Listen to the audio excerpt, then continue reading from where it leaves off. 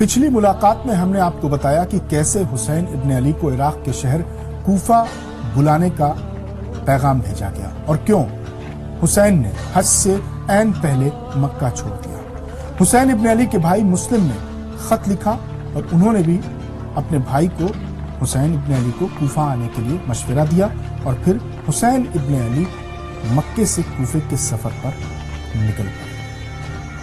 ادھر کوفے میں حسین کے بھائی مسلم بن عقیل کی حمایت تیزی سے بڑھ رہی تھی۔ کوفے کے آس پاس کے گاؤں کے لوگ بھی مسلم سے آ کر مل رہے تھے اور اپنی بھرپور حمایت کا کھلے دل سے اظہار کر رہے تھے۔ ادھر حسین ابن علی بھی اپنے گھر والوں اور ساتھیوں کے ساتھ کوفے کی طرف بڑھ رہے تھے۔ مخبر کوفے کے گورنر کو پل پل کی جانکاری دے رہے تھے، کبھی مسلم کے ساتھ لوگوں کی بڑھتی ہمدردی کی خبر تو کبھی حسین کے کوفے آنے کی خبر۔ ان خبروں سے کوفے میں بیٹھا یزید کا گورنر پریشان ہو جاتا۔ اب کوفے کے حاکم نے اپنا اصلی رنگ دکھانا شروع کر دیا۔ شہر کے چپے چپے پر فوج تعینات کر دی گئی اور سارے شہر میں اعلان کر دیا گیا کہ جو بھی حسین کے بھائی مسلم بن عقیل سے کوئی مطلب رکھے گا یا انہیں اپنے گھر میں پناہ دے گا وہ ملک کا دشمن اور غدار کہا جائے گا اور اسے سخت ترین سزا بھی دی جائے گی۔ اس اعلان اور فوجی دستوں کے شہر میں اترنے سے پورے کوفے میں افراتفری مچ گئی، مار دھاڑ شروع ہو گئی۔ جن گھروں پر شک ہوتا ان کے ہاں رات کو اندھیرے میں چھاپے پڑنے لگے۔ مسلم بن عقیل کے حامیوں کو یا تو قید کر لیا گیا یا ان کا سر کاٹ کر چوراہوں پر ٹانگ دیا گیا۔ اس بدلتے ہوئے حالات کے بعد لوگ دب گئے اور اپنے اپنے گھروں میں چھپ گئے۔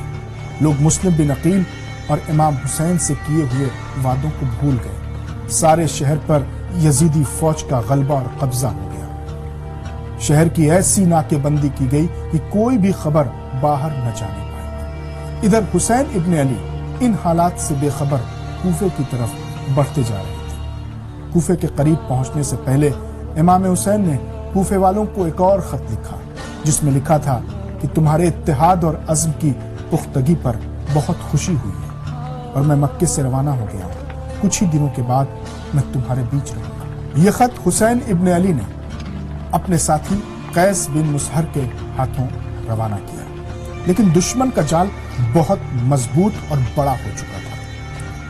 کوفے سے پہلے ہی قیس بن مسہر کو گرفتار کر لیا گیا، انہیں کوفے لایا گیا اور کوفے کے گورنر ابن زیاد نے انہیں فوراً شہید کر دیا۔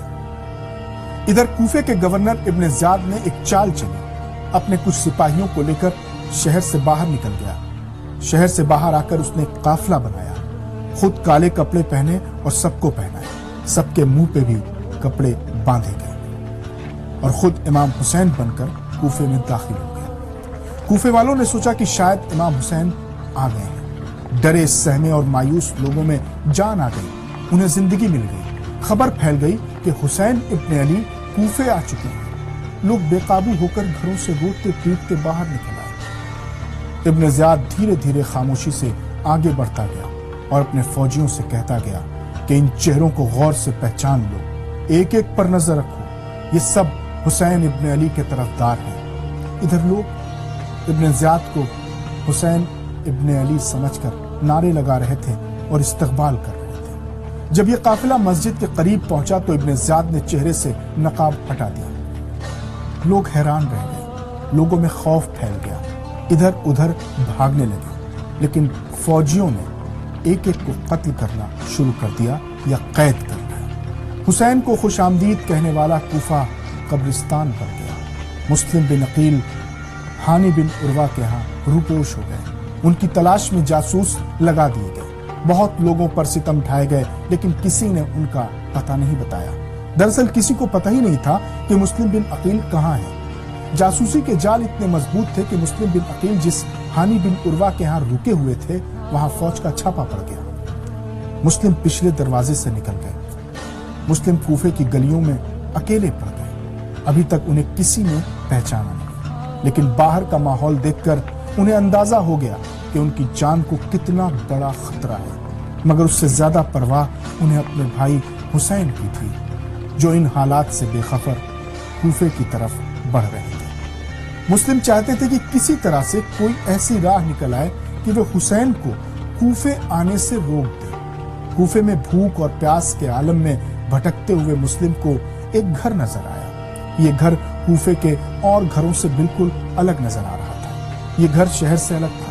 थकन और भूख से निढाल मुस्लिम बिन अकील ने डरते डरते उस घर पर दस्तक दी। अंदर से एक बूढ़ी औरत ने दरवाजा खोला। उस औरत ने पूछा, कौन हो? मुस्लिम ने जवाब दिया, एक परेशान हाल मुसाफिर हूं, थका हुआ।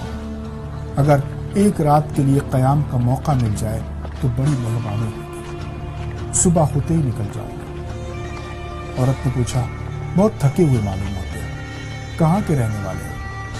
कहाँ जाने का इरादा है? आंखों से कम दिखाई देता है, रोशनी में आओ, जरा चेहरा तो देखो। मुस्लिम खामोशी से आगे बढ़े। बुढ़िया ने सर से पांव तक मुस्लिम को देखा। किसी अच्छे खानदान के चश्मो चराग नजर आते हैं। तुम्हें देखकर मुझे अली शेर खुदा की याद आ गई। जब वो कूफे में थे तो एक रोज उन्हें मैंने देखा था। तुम उनसे बहुत मिलते जुलते हो। मुस्लिम ने सर झुकाया, बड़ी बेबसी में कहा, मैं उन्हीं के खानदान से हूं, वो मेरे चचा थे। मैं मुस्लिम बिन अकील। बुढ़िया चौंक गई, या खुदा, तुम ही मुस्लिम बिन अकील हो? मेरा नाम तौवा है, आले रसूल की परस्तार। मेरी खुश नसीबी कि तुमने मेरे गरीब खाने को जीनत बख्शी। तौवा कूफे के हालात से वाकिफ थी। उसने मुस्लिम से कहा कि मैं बूढ़ी जरूर हो गई हूं, तुम्हारा यहाँ कोई बाल भी बीका नहीं कर पाएगा। मुस्लिम को इत्मीनान हो गया। बुढ़िया ने पानी दिया, खाने का इंतजाम किया। मुस्लिम ने रात में वहीं पर कयाम किया। लेकिन बुढ़िया के घर में एक पोता था।